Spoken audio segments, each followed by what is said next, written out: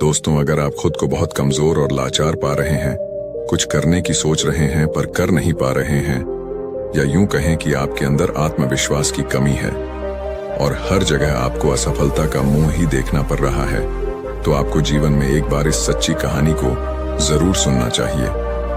यह सिर्फ आपको सफल ही नहीं बनाएगी, बल्कि यह आपके अंदर के आत्मविश्वास को जगा देगी। और आपको भी पता है कि दुनिया में कुछ बड़ा करने के लिए, कुछ बड़ा हासिल करने के लिए, कुछ बड़ा बनने के लिए हमारे आत्मविश्वास का बड़ा होना बहुत ज्यादा जरूरी होता है। तो बिना समय गवाए उस सच्ची कहानी की तरफ चलते हैं। प्राचीन समय में निरंजना नदी के किनारे बसे एक गांव में हेमू नाम का एक नौजवान युवक रहता था। आपको जानकारी के लिए बता दें, निरंजना नदी के पास में ही एक वट वृक्ष है। उसी के नीचे बैठकर महात्मा बुद्ध को ज्ञान प्राप्त हुआ था। दोस्तों, उस समय शिक्षा आश्रम में दी जाती थी। उस समय की दी हुई शिक्षा आज के समय में बिल्कुल फिट बैठती है। हेमू का बचपन तो अच्छा गुजरा, धीरे धीरे वह बड़ा भी होने लगा। कहते हैं ना कि जब जिम्मेदारियों का बोझ सर पर आता है तो हमारी असली परीक्षा होती है। बचपन में माता पिता का हाथ हमारे सर पर होता है तो हमें कुछ पता नहीं चलता है, लेकिन जब खुद कमाना पड़ता है तभी हमारे असली संघर्ष और हिम्मत की पहचान होती है। हेमू भी बड़ा हो गया था, कमाने लायक हो गया था। बारिश का मौसम था, हवा भी खूब तेज चल रही थी और ओले भी पड़ रहे थे। हवा इतनी तेज बह रही थी कि ऐसा लग रहा था वह पैरों को उखाड़ कर अपने पास बहा ले जाएगी। हेमू के घर पर 2 बैल थे। बैलों के द्वारा ही उनकी खेती बाड़ी का कामकाज चल रहा था, लेकिन आंधी और वर्षा इतनी तेज थी कि बारिश में बैल भीग रहे थे। हेमू की माता ने भीग रहे बैलों को छांव में लाने के लिए जैसे ही बाहर निकली, वैसे ही वो फिसल कर गिर गई और उनकी कमर टूट गई। फिर उसकी माँ कभी ठीक से चल नहीं पाई। बहुत सारे पैसे उनके इलाज में खर्च हो गए, फिर भी बहुत खास असर नहीं हुआ। धीरे धीरे समय बीतने लगा। हेमू की माँ अब ज्यादातर अपने बिस्तर पर ही लेटी रहती थी। हेमू नौकरी की तलाश में, कामकाज की तलाश में घर से बाहर निकल आया, क्योंकि अब उसे पैसों की जरूरत थी। तभी तो घर का काम आसानी से चल सकता था।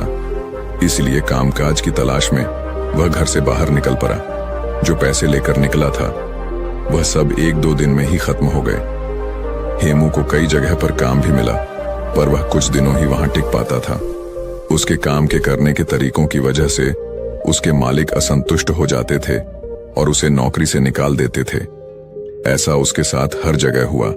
वह जहां जाता कुछ दिन नौकरी करता और फिर वहां से निकाल दिया जाता था, क्योंकि वह ठीक ढंग से कोई काम नहीं सीखा था। कई कमियां थीं उसमें। हेमू को यह समझ में आ गया था कि कुछ कमी है उसमें, जिसकी वजह से वो हर जगह से भगा दिया जाता है। अब उसे जरूरत थी तो एक ऐसे गुरु की जो उसे सही मार्ग दिखा सके, क्योंकि ऐसे समय में अगर कोई सही मार्ग दिखा जाता है तो इंसान की जिंदगी संवर जाती है, क्योंकि यह मुश्किल भरे वक्त होते हैं। ऐसे में इंसान को बहुत ही संभलने की जरूरत होती है। हेमू हताश, निराश, परेशान होकर एक बगीचे में बैठा हुआ था। तभी उसे वहां से कुछ बौद्ध भिक्षुक अपने बर्तन में भिक्षा पात्र लेकर गांव से लौट रहे थे और वे लोग आश्रम की तरफ बढ़ रहे थे। जब हेमू उन सबको देखता है तो वह उनका पीछा करने लग जाता है। पीछा करते करते वह भी उनके साथ आश्रम में पहुंच जाता है। जब आश्रम के कुछ बच्चों ने हेमू को देखा तो उन्हें लगा कि यह चोर है। वे लोग चिल्लाने लगे कि आश्रम में चोर घुस गया है। तभी कुछ बच्चे द्वार कर उसे पकड़ लेते हैं और आश्रम में लाते हैं। वह हाथ जोड़ कर उन सभी से प्रार्थना करने लग जाता है और कहता है कि हे महात्मा, मैं कोई चोर नहीं हूं। मैं जिंदगी से हारा हुआ एक इंसान हूं। मेरी जिंदगी में कुछ भी बचा नहीं है। मेरी एक माँ है, उसकी कमर टूट गई है और वो बिस्तर पर लेटी रहती है। उसके इलाज में बहुत सारा पैसा खर्च हो गया और कुछ ही खेती बची थी जिसे पिताजी बेच दिए। मैं पैसा कमाने के लिए काम की तलाश में इधर उधर भटक रहा हूँ। मैं जहाँ कहीं जाता हूँ नौकरी से निकाल दिया जाता हूँ। मैं पूरी कोशिश करता हूँ कि मैं अपना 100% दे सकूं, और पता नहीं क्या हो जाता है कि जहाँ मैं जाता हूँ वहाँ कुछ दिनों बाद मेरा मालिक मुझसे नाराज हो जाता है और मुझे वहां से काम से निकाल देता है। इतना कहकर हेमू रोने लगा। दोस्तों, ऐसे बुरे वक्त में कौन नहीं रोएगा। तभी उस आश्रम के प्रधान भिक्षुक वहां पहुंच जाते हैं। वह सभी को हटने का आदेश देते हैं और उस हेमू के पास पहुंच जाते हैं और उसकी परेशानियों को समझते हैं। प्रधान बिच्छू उस युवक की परेशानियां बड़े ही ध्यान से सुनते हैं। प्रधान बिच्छू उस युवक से कहते हैं कि बेटे तुम रो नहीं, तुम 10 दिनों तक कहीं नहीं जाओगे। इन 10 दिनों में हम तुम्हारी पूरी जिंदगी बदल देंगे। तुम्हारा खोया हुआ आत्मविश्वास लौट आएगा, लेकिन तुमको इन 10 दिनों में मैं जो भी काम करने को कहूंगा वो तुम्हें करना पड़ेगा। अगर तुम 10 दिनों में मेरी बात मान गए तो तुम्हें पाने के लिए लोग तरस जाएंगे और तुम जिंदगी में बहुत ही आगे चले जाओगे। बस तुम्हें 10 दिनों तक यहीं रुकना है और जो मैं कहूंगा, जैसा मैं कहूंगा वैसा तुम्हें करना है। अगले 2 दिनों तक प्रधान भिक्षुक उसे पौधों में पानी भरने का काम देते हैं। वह पौधों में पानी भरता है और उसके काम को प्रधान भिक्षुक देखते हैं। फिर प्रधान भिक्षुक अगले 2 दिनों तक उसे भिक्षा मांग कर लाने को कहते हैं। वह गांव जाता है और भिक्षा मांग कर लाता है। इसी तरह 5 दिनों तक वह बौद्ध भिक्षु हेमू को देखते हैं और उसकी क्रिया विधि को देखते हैं। वह किस तरीके से काम कर रहा है, उसके काम में क्या कमी है, यह सब वह प्रधान भिक्षुक देखते रहते हैं। पर हेमू को इस बात का अंदाजा नहीं होता है कि प्रधान भिक्षुक उसकी क्रिया विधि पर नजर रख रहे हैं। 5वें दिन की शाम को वह प्रधान भिक्षु हेमू से कहते हैं, अगले दिन तुम सुबह नदी में स्नान करने के बाद हमारे पास आ जाना। अब हम तुम्हें कहीं नहीं भेजेंगे। हेमू जैसे तैसे उस आश्रम में उस रात सो जाता है और सुबह उठते ही नदी के पास जाता है और वहां से स्नान करने के बाद वापस उन प्रधान भिक्षु के पास पहुंच जाता है। वो बौद्ध भिक्षु को प्रणाम करता है और उनके पास बैठ जाता है। हेमू कहता है कि हे महात्मा, 5 दिन बीत गए हैं पर भी आपने कोई ज्ञान नहीं दिया है, कोई बात नहीं बताई। अब तो सिर्फ 5 ही दिन बचे हैं। अब मुझे फिर से वही ठोकर वाली जिंदगी जीने को मिलेगा, क्योंकि 5 दिनों तक मुझे इस आश्रम में खाना तो आसानी से मिल गया। आश्रम के खाने को खाकर वह अपना पेट आसानी से भर लेता था, पर 5 दिनों बाद उसकी चिंता फिर से बढ़ने लगी। गुरु उसके चेहरे पर जो चिंता का भाव था उसको आसानी से पढ़ लेते हैं और कहते हैं कि हेमू, हमने इन 5 दिनों में तुम्हारी गलतियों को देखा है। क्यों लोग तुम्हें भगा दे रहे हैं, क्यों कोई तुम्हें नौकरी पर नहीं रख रहा है और तुम क्यों हर जगह असफल होते जा रहे हो, यह सब मुझे अब पता चल गया है। अब मैं तुम्हें 7 ऐसे तरीके बता रहा हूं जो तुम्हारी कमियों को दूर करने के साथ साथ तुम्हारे अंदर के आत्मविश्वास को बढ़ा देगा। वो बौद्ध भिक्षुक हेमू से कहते हैं कि तुम्हारे अंदर आत्मविश्वास को बढ़ाने वाला पहला तरीका है, पहले छोटे छोटे कामों को करो और सबसे पहले उन्हीं छोटे छोटे कामों को करने का लक्ष्य बनाओ। अगर तुम पहले छोटे छोटे काम को करोगे तो तुम्हें छोटे कामों को करने का अनुभव प्राप्त हो जाएगा और तुम्हारा आत्मबल भी धीरे धीरे बढ़ने लगेगा, क्योंकि तुम छोटे छोटे कामों को करना सीख लिए हो और उन कामों से तुम्हें जो सीख मिली है वो तुम्हें जिंदगी में बहुत आगे ले जाएगी। अगर तुम्हें बड़ा काम करना है तो पहले छोटे छोटे कामों को करना सीखो, या ये भी कह सकते हैं कि बड़ा लक्ष्य हासिल करने के लिए हमें छोटी छोटी चीजों पर ध्यान देना बहुत ज्यादा जरूरी होता है। अगर तुम शुरू में ही बड़े काम करने लगोगे तो तुम्हारे पास कोई अनुभव नहीं रहेगा, और जब तुम्हारे पास कोई अनुभव नहीं रहेगा तो तुम उस काम को बहुत ही अच्छे तरीके से नहीं कर पाओगे और तुम्हें उस कार्य में सफलता जरूर मिलेगी। यही वजह रही कि तुम जहां भी जा रहे थे तुम बड़े काम की तलाश कर रहे थे, जबकि तुम्हें छोटे काम करने आता नहीं है, और जब तुम्हें छोटे काम करना नहीं आता तो तुम बड़े कामों को कैसे कर पाओगे। यही वजह रही कि लोग तुम्हें अपने घर से निकाल देते थे, लोग तुम्हें काम से निकाल देते थे।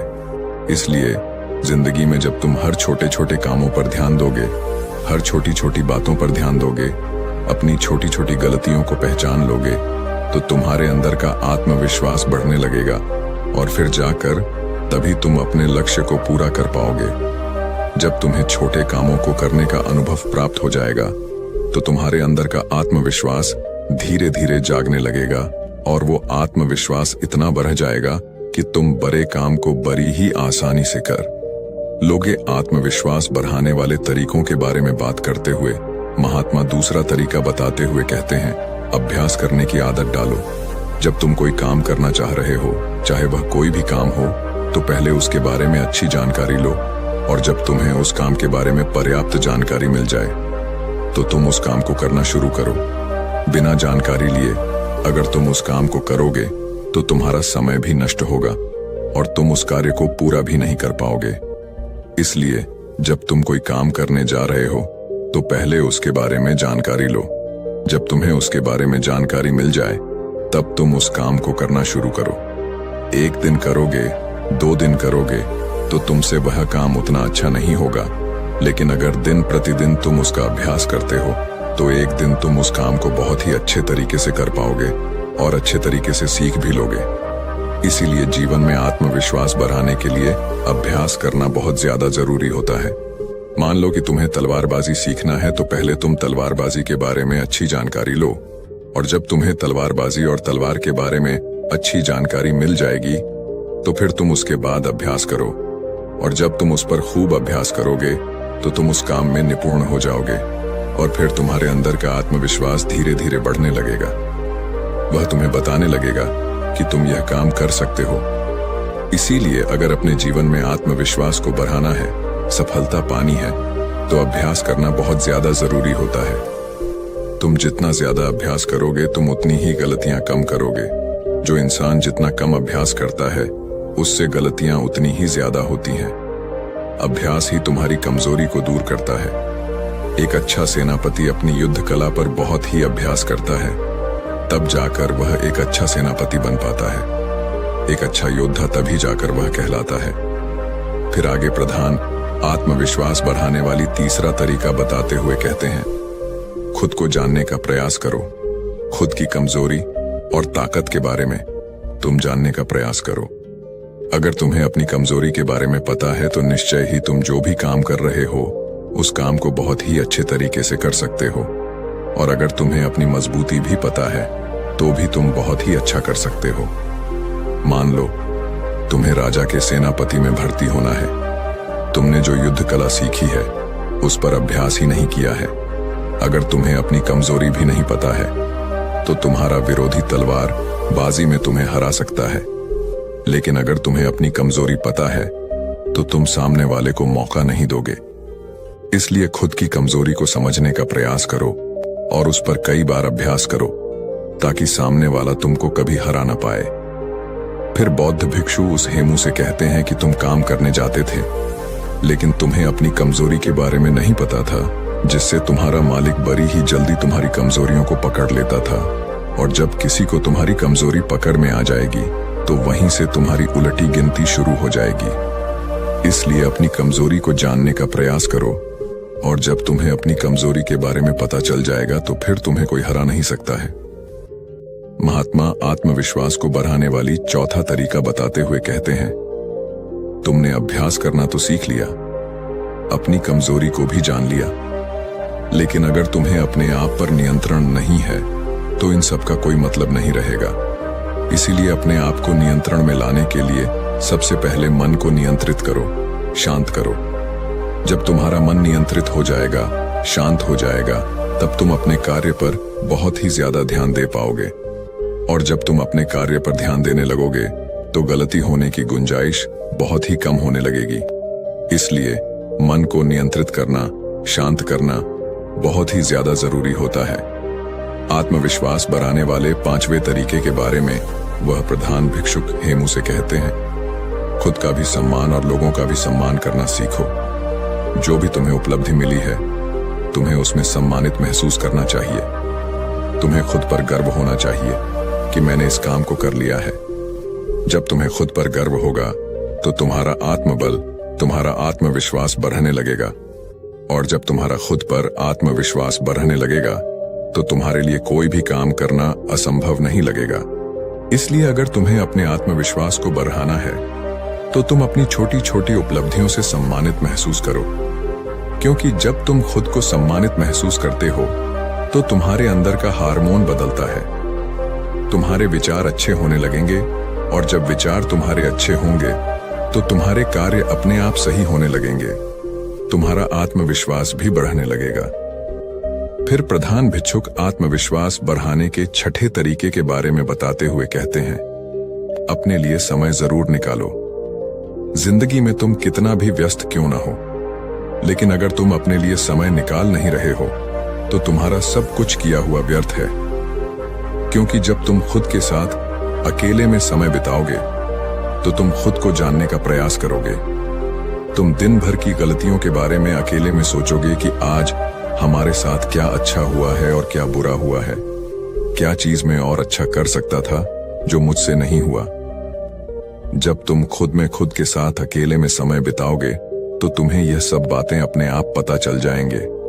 इसीलिए दिन में एक बार अपने लिए समय जरूर निकालें, अपने शरीर के बारे में सोचें, अपने बारे में अच्छे विचार लाएं, और जब तुम्हारे विचार अच्छे होंगे, अपने बारे में तुम अच्छा सोचोगे तो तुम्हारा आत्मविश्वास अपने आप बढ़ने लगेगा। प्रधान भिक्षुक आगे कहते हैं कि समय को बर्बाद न होने दो, तुम्हारा समय बहुत ही कीमती है। प्रधान भिक्षुक आगे कहते हैं कि समय को कभी भी मत बर्बाद होने देना, क्योंकि तुम्हारा समय बहुत ही कीमती है। ऐसे ही तुम अपने समय को बर्बाद न करना। फालतू लोगों के साथ अपने समय को बर्बाद मत करो, क्योंकि वह समय दोबारा लौटकर कभी नहीं आता है। जो लोग समय को बर्बाद करते हैं उन्हें बाद में बहुत ही पछतावा देखने को मिलता है, क्योंकि अगर तुम हर कार्य को सही समय पर करते हो तो तुम्हें किसी भी चीज का भय नहीं रहेगा। तुम्हें किसी बात की चिंता भी नहीं सताएगी कि मैं ये कभी नहीं कर पाऊंगा। जब तुम हर कार्य को सही समय पर करोगे, अपने समय का सदुपयोग करोगे, तो तुम्हारा आत्मबल, तुम्हारा आत्मविश्वास अपने आप जागने लगेगा। जो इंसान समय को जितना ज्यादा बर्बाद करता है, समय भी बाद में उसे उतना ही बर्बाद कर देता है। इसलिए समय की कीमत को समझो और उसको बर्बाद न करो। प्रधान भिक्षुक आत्मविश्वास बनाने के 7वें तरीके के बारे में बताते हुए कहते हैं, अपने शरीर का ख्याल रखो। अगर तुम्हारा स्वास्थ्य ठीक है तो ही तुम जिंदगी में कुछ कर सकते हो। तुम लाख तैयारी किए हो, कितना भी अभ्यास किए हो, लेकिन अगर तुम्हारा स्वास्थ्य नहीं ठीक है तो तुम कुछ भी नहीं कर पाओगे। इसलिए अपने स्वास्थ्य पर ध्यान देना बहुत ही ज्यादा जरूरी होता है। इसके लिए तुम प्रतिदिन योगासन और व्यायाम करो। ध्यान मुद्रा में प्रतिदिन बैठने का प्रयास करो। योगासन हमारे शरीर को स्वस्थ रखता है। जब हमारा शरीर स्वस्थ रहता है तो ही हमारे मस्तिष्क में अच्छे विचार उत्पन्न होंगे, और जब हमारे मस्तिष्क में अच्छे विचार उत्पन्न होंगे तो हम अपने कार्य को और भी बेहतर तरीके से कर सकते हैं। ये वीडियो आपको कैसा लगा कमेंट बॉक्स में जरूर बताएं। ऐसी कहानियों के लिए मेरे चैनल को सब्सक्राइब करें। धन्यवाद।